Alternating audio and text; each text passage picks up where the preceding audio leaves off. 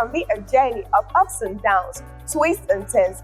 But what happens when the road gets rough? Join Counsellor Debby as she takes you through a time out with couples, families, friends concerning the heart of the matter. I believe that every story matters and every heart deserves to be heard. Let's take a time out and discover the heart of the matter with Counsellor Debby. Starting on ZAT every Saturday, 8 a.m. For adverts and sponsorship, please contact 026 381 6967. Thank you.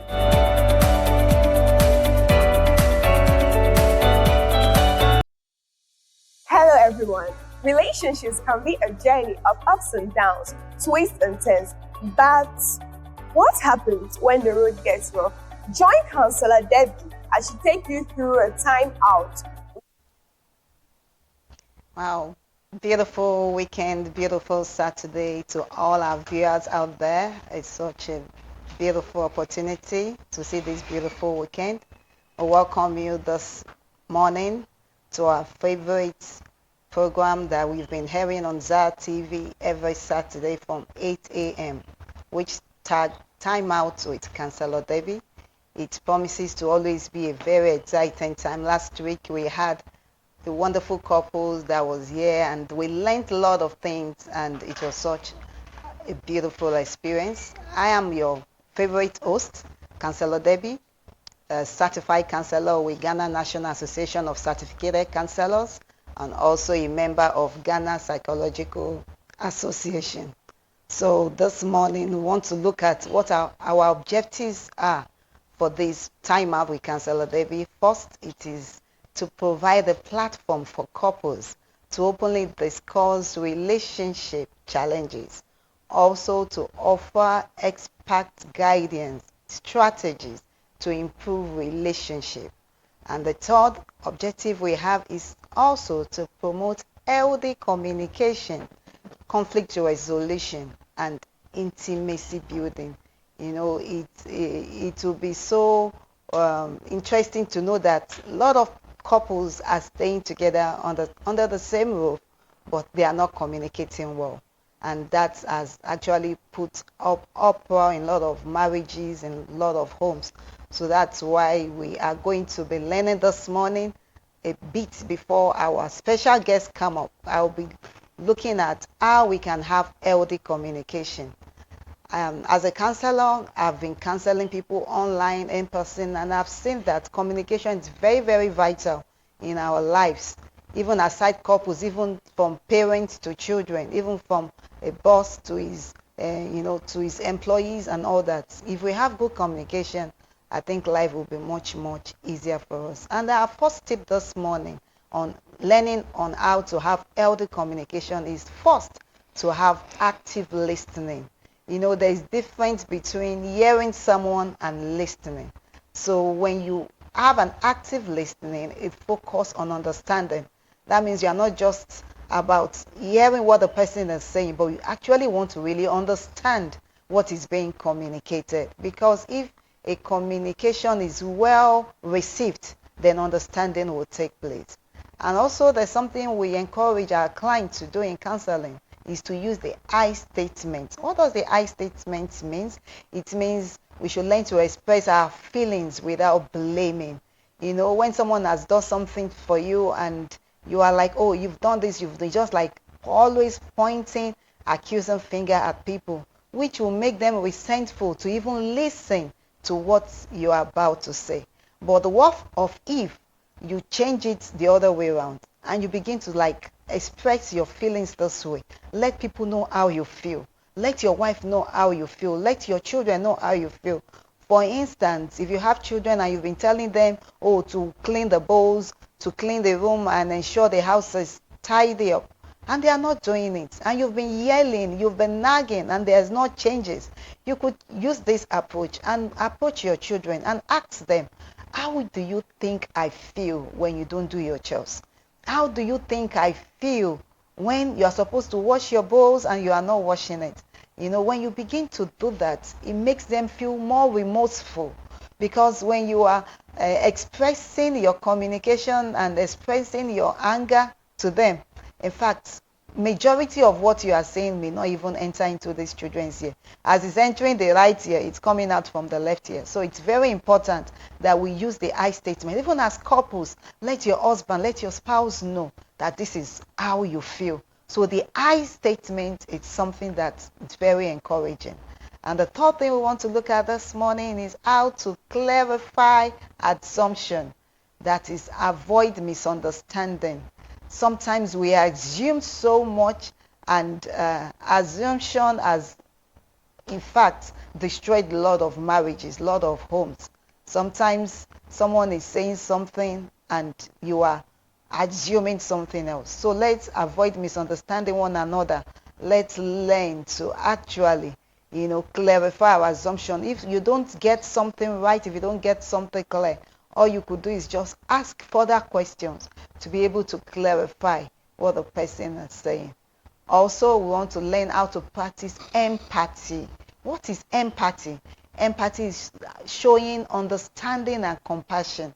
If you have empathy for your children, if you have empathy for your spouse, it will actually determine how you relate with them. It will actually determine how well you would want them to fare. So having empathy is just, some people say, feeling somebody, situation, being in someone's shoes, So learn to have empathy on your children. Sometimes they are not doing what is expected. Or if you show a little bit of empathy to actually know what is wrong. Because everybody wants to receive that kind gesture. If you show them the nice gesture, they will even be able to open up to you, to tell them and to share with you what they are going through. And lastly, we are going to also be learning to have healthy communication is to have a scheduled regular check-in. That means to maintain our open communication. Last week I discussed, because of the times that we are in, everybody is rushing to work, everybody is trying to ensure that money comes in, food is on the table, and that is eating up into the family system. Couples are not having time for one another again. Even the children are not seeing their parents' faces again. And all of those things has actually, affected our families. So today, I hope you have learned something. I've always told you that when we come to Timeout with Counsellor Debby, always learn to come in with your notes. Always learn to come in with your jotters, with your pens, because we are going to be learning a lot of things. And to me, in the studio today, I have our father and our mother that has been in this journey of institution for over 30 years. I tell you, 30 days is not 30 years is not 30 days, it's not 30 weeks, and it's not 30 minutes, it's not 30 hours. 30 years is not a small journey. And an adage I used to say always is, if you want to see Father, it's by standing on the shoulders of those who have gone ahead of you. Before I bring them to the studio, I will be sharing a brief profile of these beautiful couples that are here with us live on ZAR TV. Reverend Azika and his beautiful wife, Mama Caroline. Daddy was once an headmaster at the Bupe Technical Vocational School, Naparode Business Senior High School, and also at Walewale SHS. He was also the Northern School of Business, the head teacher there. The headmaster. That's Nobi School. You all know it's a very popular school. And he also returned to Ed Tamasco in 2019 until he recently retired just some few years ago, September 2022 precisely. And is also privileged to be the general overseer of Winning Life Church. And our mama here with us has also worked with Ghana Educational Service for 35 years. Viewers out there, join me this beautiful morning to welcome our special guest to this Timeout with Counsellor Debby. Daddy, you are welcome. Ma'am, you are welcome to the studio. Thank you very much.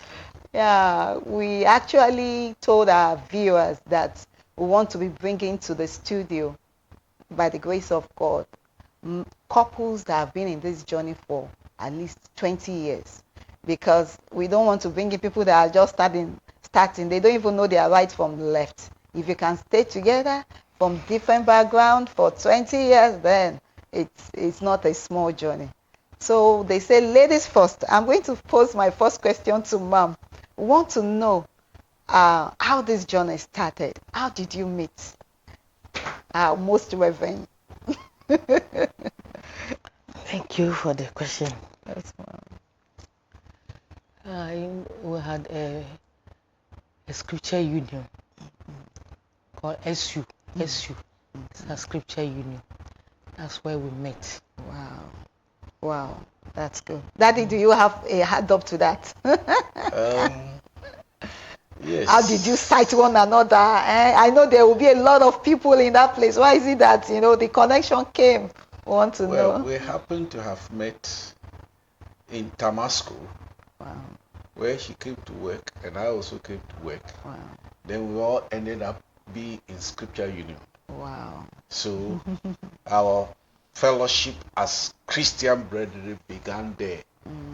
We were a group of Christian brethren. And then we fellowship together. And then for me, at that time, I was just doing a brief national service and to continue to the university. By that national service period, she's come to work in Damascus as a matron. Wow.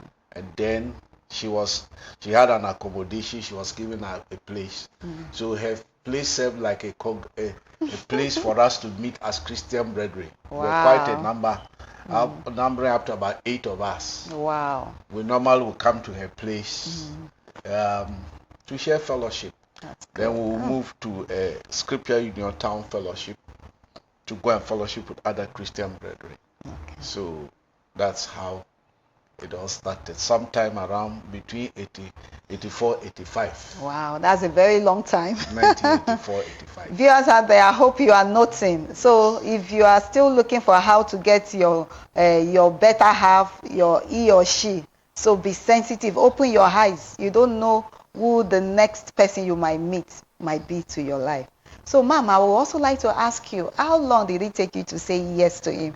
Because I know when the question is always posed, men will like, oh, go and pray, or I'll be waiting for your feedback. So want to also learn from that.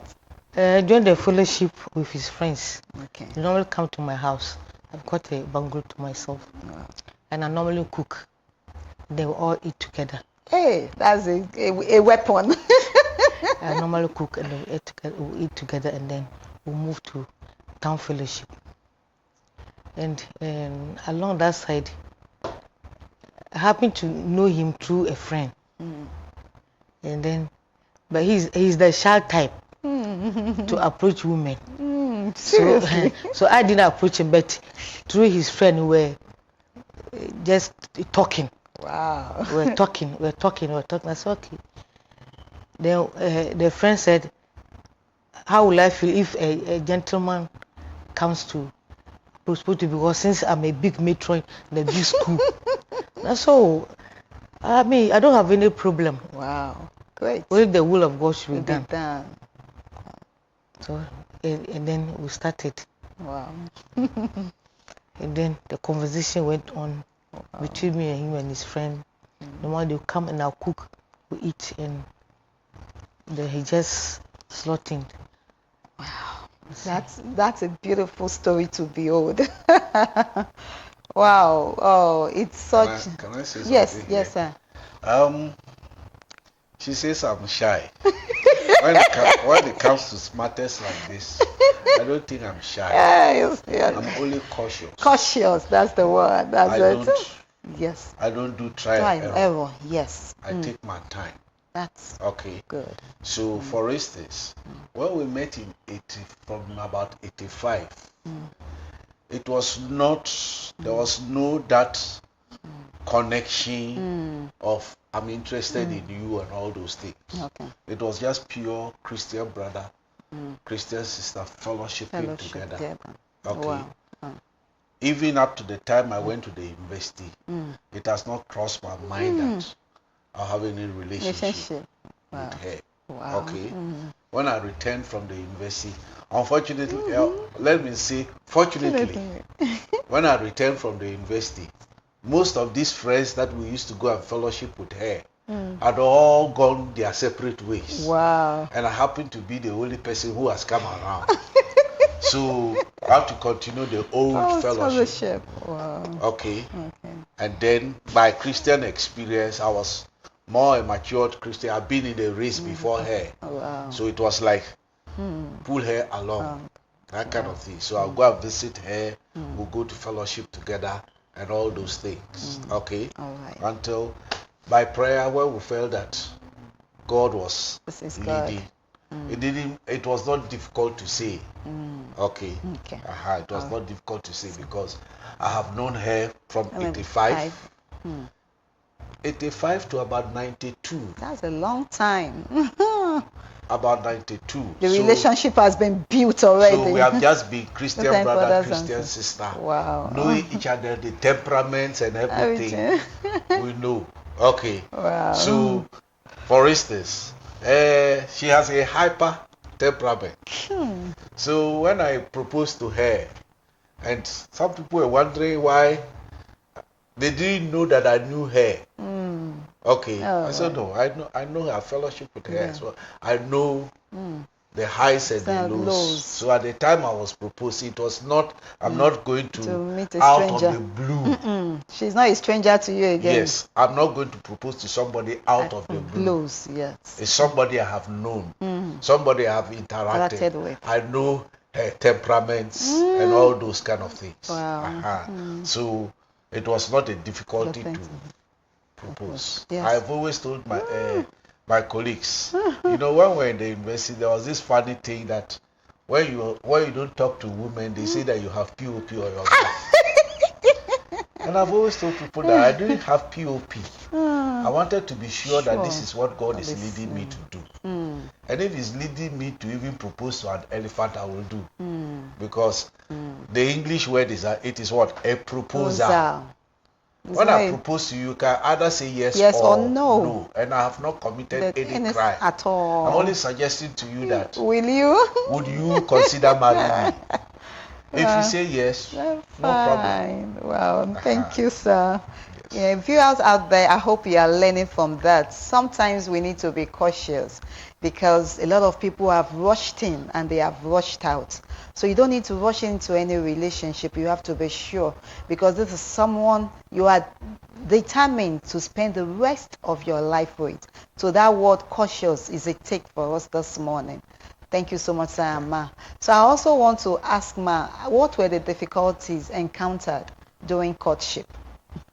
I didn't encounter much because I decided to also pray about it. Okay. When he proposed, I decided to pray.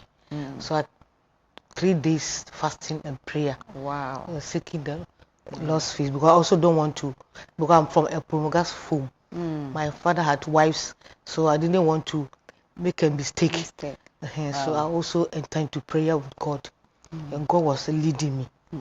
I read that God was leading me, and I say, yes, Lord. Do you have anything to add to that? During courtship, you are now beginning to adjust one another. Okay. And then that's the time we started having serious disagreement now. Okay. And if we stay together, this habit I don't want. I don't want it. This one I don't want. Okay. Good. My passion for doing the work of God was very strong. So I wanted her to have that type of passion and that sacrifice to move with the Lord. Okay. There was a certain time we had our sharpest disagreement we had was to balance her work against being in church. Yeah. There was a continuous period that there was work pressure. And she didn't give time to the middle. Well, after hindsight, I begin to understand. But as a young man that is passionate, not seeing my wife in evening service for 2-3 meetings. I said, no, then you are not ready for this journey. Because when I proposed to her, one of the things I asked her to consider is that I have a calling to be a pastor. Wow. So when you are praying, consider that. Would you want to be a pastor's wife? Wow. It will be involving. So when I told her that I wanted to consider marriage, those things, I said, in addition, I want you to know that I'm going to be a pastor. Wow. And that's sometimes some of our ladies are always afraid to get engaged to a pastor. Like, oh, it's so tasking, it's so demanding. And so it is better to put all the cards on the table. So that's so true. For a pastor's to be his wife who can miss services in a role like that. So it brought a little bit of shaking. Wow. So I said, no, if you cannot do this, then we better call it off, because the journey is losing. So it brought a little bit of misunderstanding, but we were able to iron it out. You see, and that is where conflict resolution comes in, because we disagree to agree. Yeah. So sometimes as couples, we are learning from them this morning that when there are issues, you need to come out to discuss it and to be able to make cookeras to be straightened. But if you are cooking everything up in your mind and you are dying silently, you are not also expressing yourself, like we said in communication this morning, assumption. When you're assuming, oh, don't worry, she will get along, and it's not. At the end of the day, it becomes a little bit dicey and things begin to go the other way. But because they were able to bring their thoughts to the table, they were able to come out with decisions. And today you see the journey has been going on smoothly. We thank God for that. We also like to ask Mom, you know, especially the women, when we want to get married, we used to have this long list. Oh, I want my husband to be tall. I want him to be handsome. I want him to be rich. I want him to be this. We all have this. So we want to ask you, Ma, what were the long lists you both had as you want your ideal man to be? I will also ask Sir later what was his long list of ideal women. But I'll start with you first, Ma'am. My mom is short and my father is tall. So I also didn't want to marry a short man. So that was I said I don't want to marry a short man. I want to marry a tall man so that our children will be tall. So these are some of the qualities I have been praying, and I prayed a lot. And there's some things I told God. I don't want you know, I've stayed in the South for long. I know how they handle their wives, so I don't know about the North. So I don't want to marry a man, then later on you have problems and that kind of. So I really entered into prayer. I really entered, and I prayed a lot about it. So God should show me the true man that I should marry, because I don't want to enter and then come out of it. Wow. Because some people I've known some Christians, they have married and they have come out. So I didn't want that. I didn't want that. So I really have to pray and ask God the way for, and I got to know that. And then the Lord was showing me in a dream. Sometimes God will show me in a dream. This high is, this high is, this high is. Sometimes in the daytime, the vision, when I fast and I'm sleeping, then I'll see him. That was how God was showing me. And I said, I said, okay. Then, but I don't have too many lists. Okay. Right. But mine is just to marry, so who will take care of me. I said, Lord, I want a God-fearing husband, loving and caring. Wow. Great. Greatly defined to God. This is what I want. Yes, this is what I want. So, and actually God answered. So anytime I'm lying down, I say, Lord, I thank you for giving me a fearful husband, loving and caring husband. Wow. I didn't know that it was so glamorous like this. Wow. So I normally thank God. Wow. Because I've been with him for so many, and I've seen sometimes I will hurt him, but I normally hurt him, but he doesn't. Women, why are we always like that? I don't know.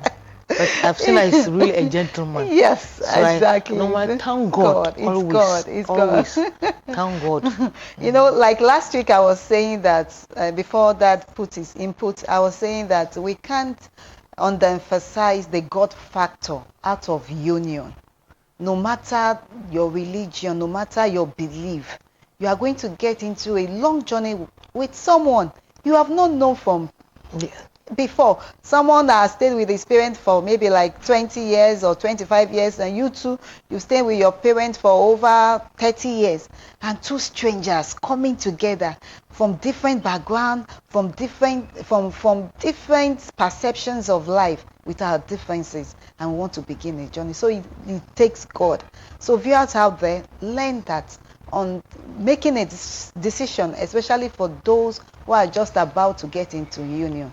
You can't leave God out of this, because if you have God's backing, if you have God's leading, if you have God's direction in your union, even though if challenges come, we are not saying even if it is God you won't have challenges will come, but because it is God, it will be good. So I'd like Daddy to put his input before go on. I didn't have a physical qualities to look for. I just had the person should love the God that I love, fear the God that I fear, be ready to serve the God that I serve with passion and commitment. The other things, the Bible says, when you seek first God's kingdom, other things will be added. For instance, I see that in the Bible, people have married without even, because God was involved, they didn't even know the person prior, but because God was leading. For instance, Isaac married Rebecca. He had not seen her before. It was a servant who went praying that God should lead him, and he set a certain criteria that would set out that woman carefully. As soon as they met, there was connection. They worked together and built the home, and God used them to forward his agenda. Do you get that? Yes. So I didn't have tall, short, whatever. So I'm not attracted to women by their physical appearance. I'm attracted to them by their love for God. So the commitment to God. Do you love God, the God that I love? Do you fear the God that I fear? Are you willing to serve the God that I serve? Wow. That was all that. Thank you, Sir Amma, for sharing your thoughts with us. Because one of the beauty of what we are doing is actually to model for the upcoming ones, and we want people to learn. I heard a what would I call it now? Was it a rhyme that a wise man learns from his mistakes, but a wiser man learns from other people's mistakes. So we don't have to make mistakes. So when we have seen that, oh, this man and this woman have done this, and they were able to adjust and things, so we don't have to make that mistakes. And that's one of the beautiful things we are doing, so that as our couples that stay for many years comes together, we learn from them, so that we also avoid making some mistakes. Thank you so much, Sir Amma, for that. I also want to ask that we know that in every union we have couples disagree, we have conflict. So we want to know, if this happens, how do you handle it? Like I said, and I will always say again, if you are eating meat and you bit your tongue, you won't say because you have bit your tongue you will not eat meat again. So when this conflict or disagreement happens, how do you handle it? Who wants to go first now? I want to go. Good, sir. Before entering marriage, I've done a lot of extensive study and understand what the commitment to marriage is. Before I married, I knew that marriage is a covenant.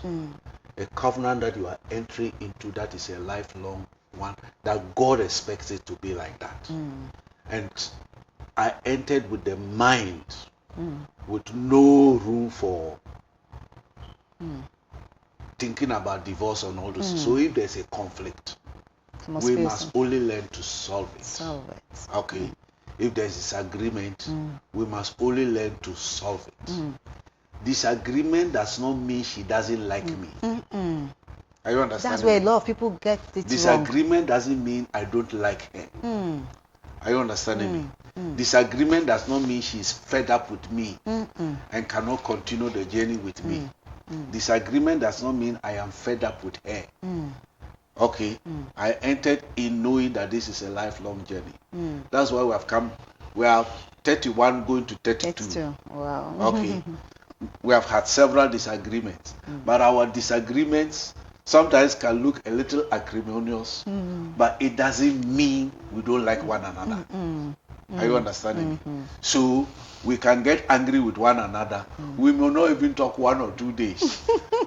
We don't keep long because the Bible says the sun shouldn't go down on That's our it. That's Are you it. understanding Yes. me? So we try to resolve, but we know that it is just our highs and lows, but does not mean we don't like one another. I'll cite one typical example. I'm a bullseye. Where our dowries are in stages.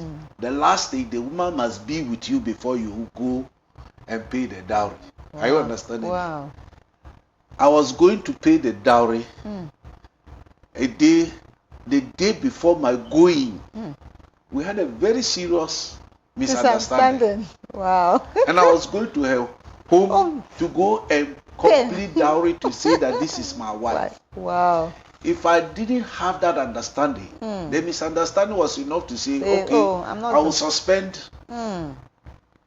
this until I'm sure that we are going together.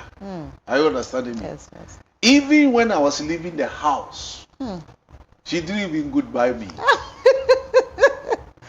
Wow. But I knew that misunderstanding does not mean, that conflict does not mean we are not meant for one another.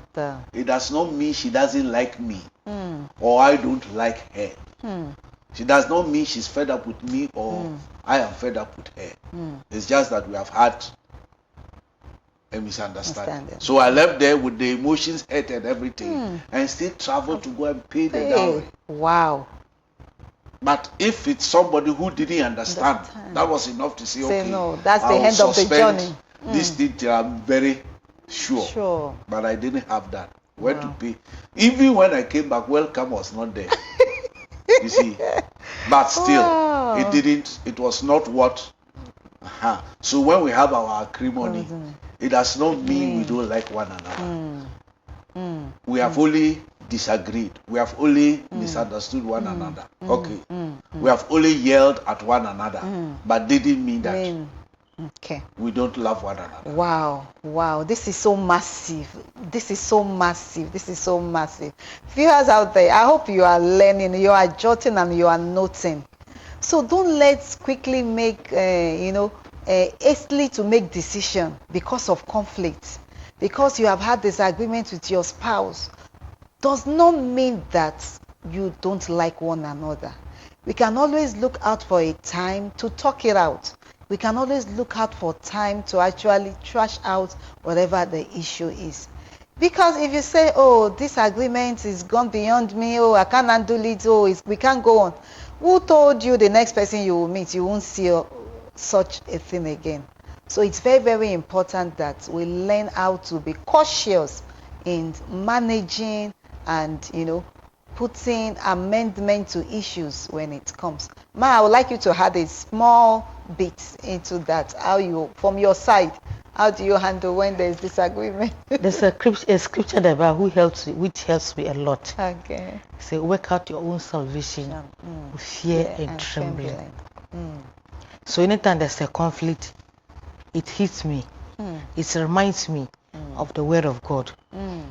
So I take it into prayer and I say, Lord, you brought us into this union. You know how to touch his heart, or I should rather adjust.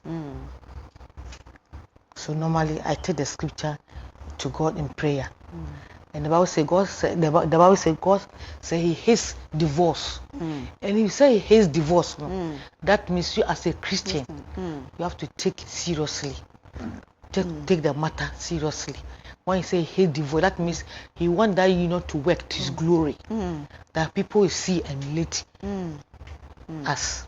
So anytime there's a conflict, I take it to God in prayer and I use scriptures. Stand up in the scriptures and pray. Before I realize that conflict. Did you hear that? She takes it to the Lord in prayer. when there is conflict within couples, I think that's not the time for you to start calling your father. It's not the time for you to start calling your mother. It's not time for you to start calling your colleagues or that your friends. That your friend, who told you she's even happy with you being married? So taking it to the Lord, it's very, very important. And sometimes also, that's why counselors are there.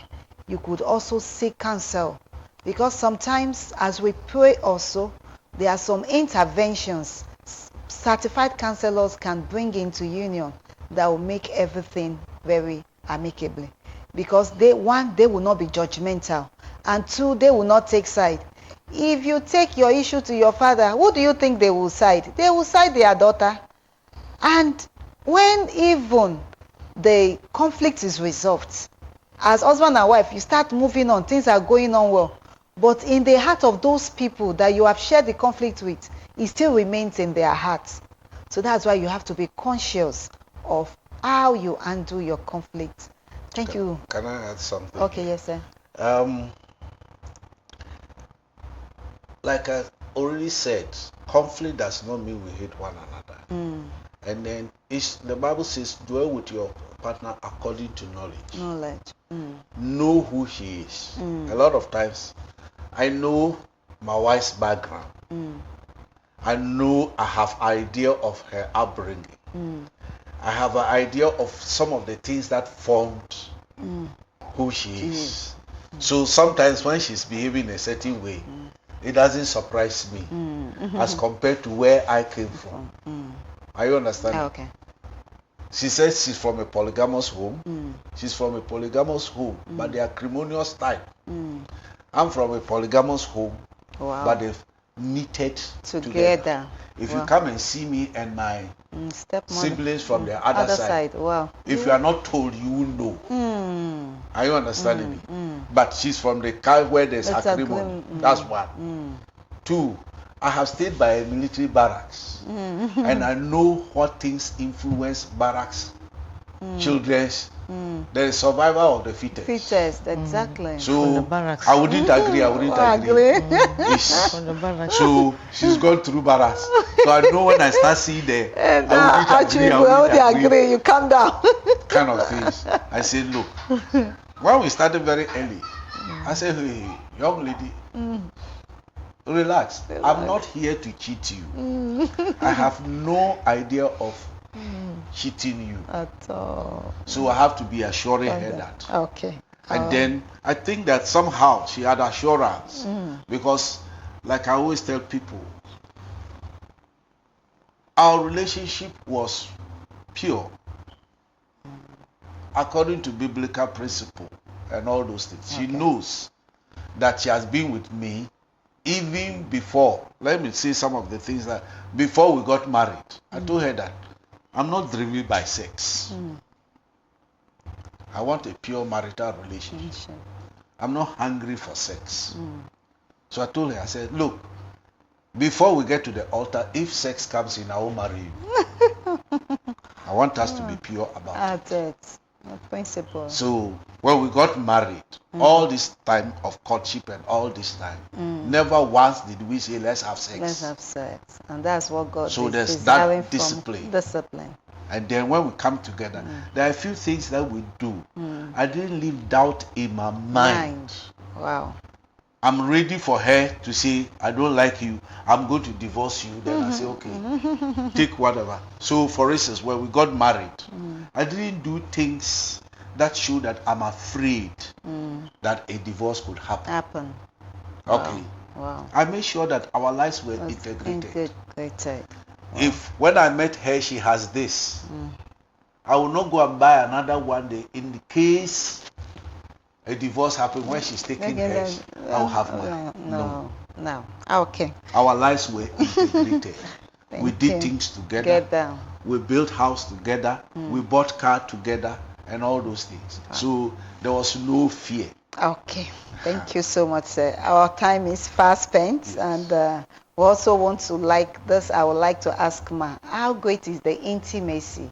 And what advice do you give to our viewers in order to create intimacy? Because I think that's about what bonds the husband and wife, and that's the wire of every relationship. If there's cordial intimacy, if there's bond, if there's connection, the union will be strong. Just some few minutes tip on that. The Bible says the wives will submit to our husbands. Okay. The husbands too should also love us as Christ loved the church and gave himself to the church. So once we are married, there should be love. If I don't love him, I won't accept him. So whatever he says, maybe in case he comes and so today he's in the mood, I can't say no. Because where is he going? At Apart all, from me. nowhere. That's the last stop. Thank you so much. Thank you so much. Do you hear that? We should learn to submit to one another. In fact, it's been noticed that a lot of union that has issue with their sexual life, and maybe the man is going outside to it's apparently to not submitting to one another in the house. So it's very important that we submit to one another. Thank you so much for that, Ma. Daddy, want to say something? I brought a book to show. Okay. The title is Intended for Pleasure. Wow. If the Sex camera techniques can... and sexual Wow. fulfillment in Christian marriage. Wow. When it comes to Daddy, please raise it a little bit. The camera wants to zoom it first. Wow. you can see that it's very old. Very old one. It's about two years older than our marriage. Wow. So, well read, well understood. Okay. Okay. I think they are requesting you raise it up again. I think some people have not. Okay. All right. Okay. Intended for pleasure. Yes. So you go to a bookstore and check that book, right? Because another very important thing in union is knowledge. Information is very powerful. So you get that book out there and begin to read. And well read, well understood. So going into marriage, I always tell people, sex must be well understood, so that when you get into it, it does not become the bone of contention. Okay. Okay. And so, having studied already, this is a Christian medical doctor that is writing about sex from Christian perspective and from medical perspective. Okay. Okay. So I have read it. Like I said, this was bought about 2 years before getting married. She has studied, we have read it and everything. So sex does not become an acrimonious thing. For instance, I don't force her to have sex when she's not happy.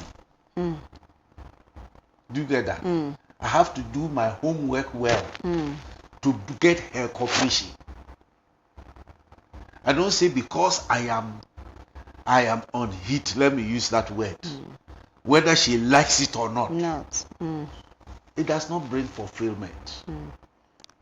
So Daddy has even gone into my next question.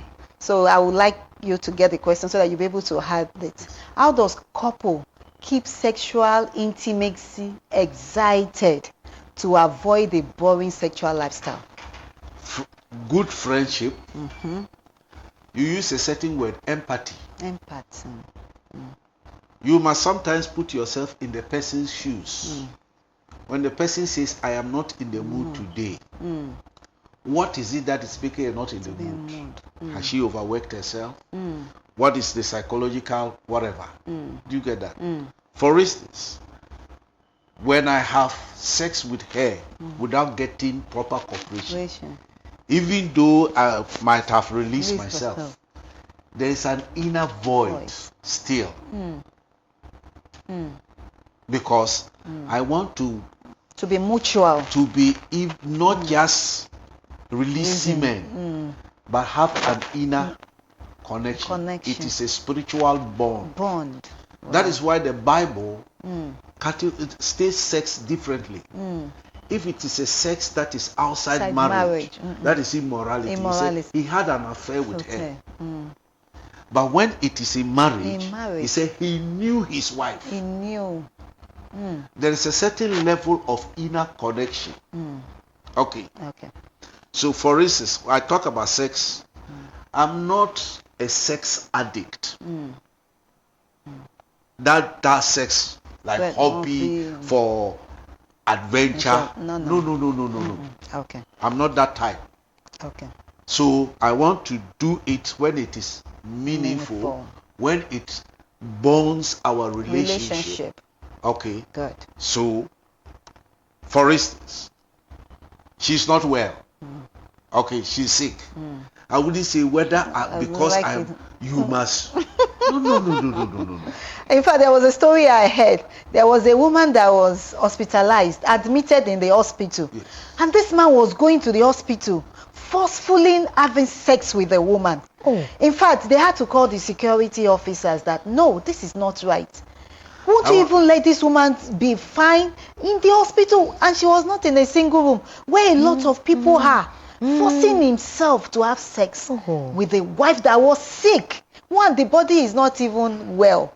So, thank you, sir, for that. Let me give you an example before I read this thing. Okay. I went for a pastors' conference. Okay. In that pastors' conference, the men were separated from the women.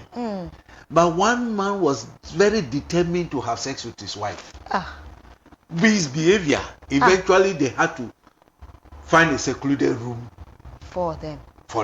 Hey. What message have you sent to the people around? That you lack discipline.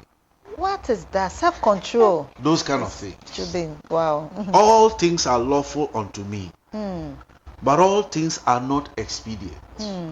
All things are lawful for me, but I will not be brought under the power of any. I don't allow myself to come under the power of sex.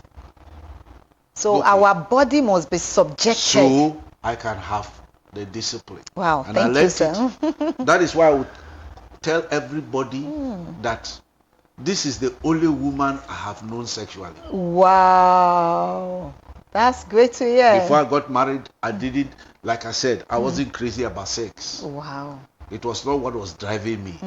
When I met her, I had the patience to wait till wedding day. Wow. And after marrying her, I haven't known any woman apart from her. Wow. And that does not mean that I go into the marriage very crazy about sex. Like some people, when they don't have it. Then when they get married, breakfast, lunch, supper, it must happen. It must happen. No. Wow, that's so beautiful. Like I said, a very good study gives you a good understanding of what sex should be.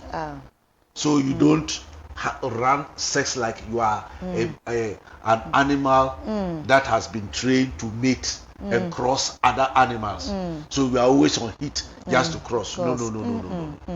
So that's where self-discipline comes in. When it comes that's where sex, self-control comes in. People have hyped it. Because people that even do that, when they are when they are away from their wife, they'll be able to hold themselves. But if you're someone that is always on, you can't control yourself. When you are not away, or when you are away, you should put that to mind that sometimes your job might demand you to travel.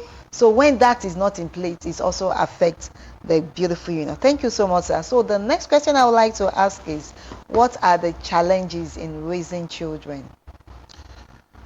You see, our backgrounds, the way we were raised, contribute to how we see child raising. Okay. Like I said, she comes from a different background. I come from a different background. I've grown in an environment where we had a loving father. So a lot of things are reasoned out and everything. She has come from a background where there's shouting, those kind of things. So that's where we have a lot of disagreement when we are trying to this thing. But we're all united that we want our children to come up to be examples. We want our children to excel. So we have partnered to actually raise our children. Okay. Financially, everything, like I said, right from beginning, we have had a lot of partnership. And she's like the mother hen. Her children are untouchable. If you want to see her get very crazy, go. So That's that why. means to say that there is one voice in training the children. Daddy is not saying something different. Mommy is not saying something different. So that has helped me. So the next question I would like to also ask is, you know, money matter in marriage is something that is always very, very crucial. They said romance, when romance is there and there is no money, sometimes there is it in the home. So there's also another that says men's money is our money. Okay. But the women's money is their home money. So how do you handle money matter in this Okay, union? let me answer it the way we have handled money. Okay. When we started, we wanted to experiment whether we could. We started by experimenting whether we could have our monies put together. It brought a little bit of misunderstanding. Keep your money, but whatever is there, we discuss and we take care of things together. Then we have a principle. Your money is family money. So any income you have is family money. If she has money, it is family money. If I have money, it is family money. Wow. So when there's a family issue, wherever the money is, we bring it all out together. we bring it Great. and we do it. Okay. But you have a little leverage to spend your money. But when you are spending, I'm the leader. So there are times I will tell you that, hey, the way you are spending this money, you are wasting it. Then I make a commitment for her to know that I don't waste my money. I spend my money in the interest of the family. So she also spend her money in the interest of the family. So seriously, we have done some things that are a little bit novel when it comes to spending money. She just takes some things to do. I take some things to do. When your money is finished and you need the other person's assistance, you ask, oh, I need money to do this. Do you have money? Go and bring it, kind of thing. Okay. So I've always said this one to her credit. Wow. When we agreed to buy our first car, that was in 1999. Wow. When we bought the car, we took a loan, and I had to pay the loan. From 1999 until 2020, when she went on retirement, I never gave her chop money. Like how to say, bring my job. No. We just spend. She takes care. When she's short, and say, can you give me money to do this? So we didn't have a dedicated money that every end of month, bring my chop money. No. We were just taking care of ourselves. Wow. And all those things. It's 2020 she went on retirement, and so I said no. So then I'll give her even the dedicated money. It is, she uses it to do certain things, and I still do other things. Okay. When she thinks that what I've given is run short, she can tell that, look, the market situation is bad. Can you give me money to do this? So we have not quarreled over your money. Chop money or no. We pool resources together. Like I said, when we're buying our car, we put our resources together. Percentages doesn't matter. If I bring 80% and she brings 20%, it still completes the 100. We have brought it together. That's understanding. Are you understanding me? Thank you. We'll pay our children's fees. My two children, we have two boys. All of them went to private universities. Wow. Those things. Wow. So we work to put their fees down and those things. So our children have never been chased away for fees. We work and put as soon as we pay the first one, we start. Then when it's getting near, I say, this is the amount that I have. What do you have? Can we add it together? And then make sure we settle the bills. fees. Wow. Whilst we build our house. The same thing. So that's where understanding comes in. So as couples, we must have learn really to not battled on money matters. Wow. That's so beautiful to hear.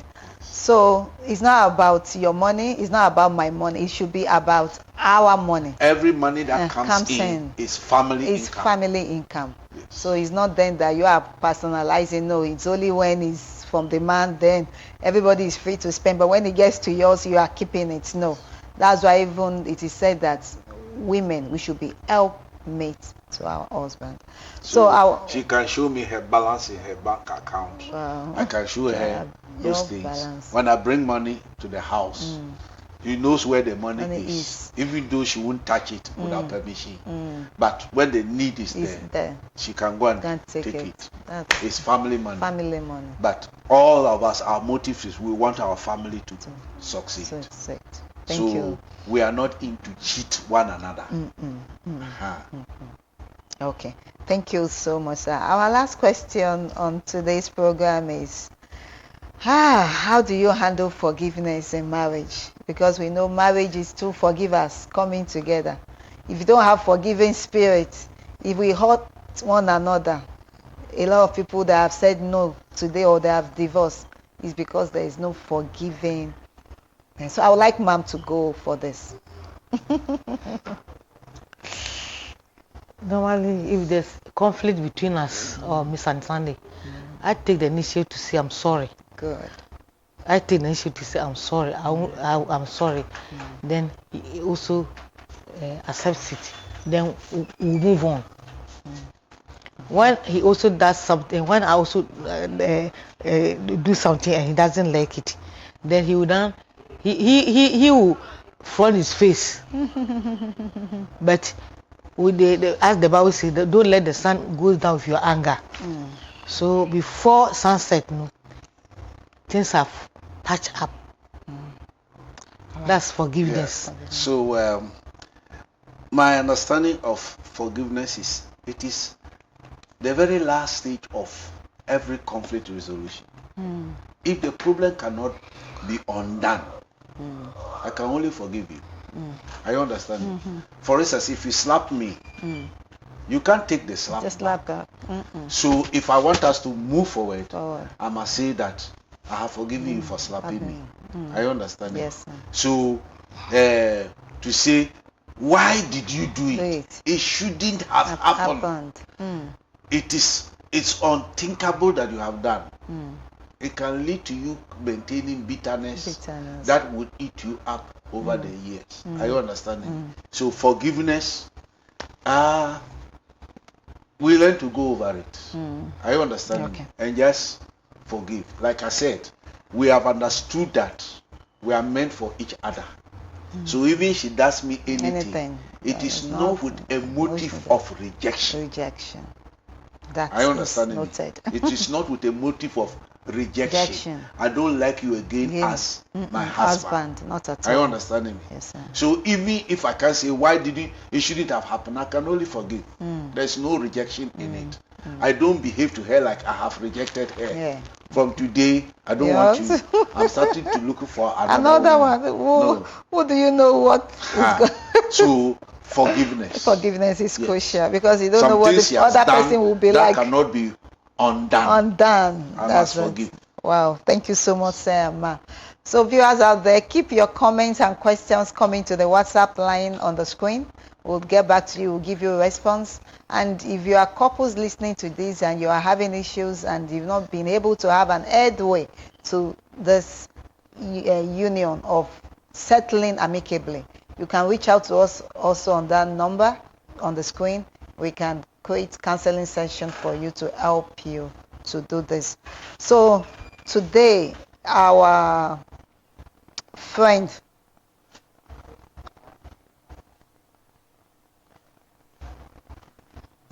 okay, there's someone that have sent in a message. We'll get back to you just right now.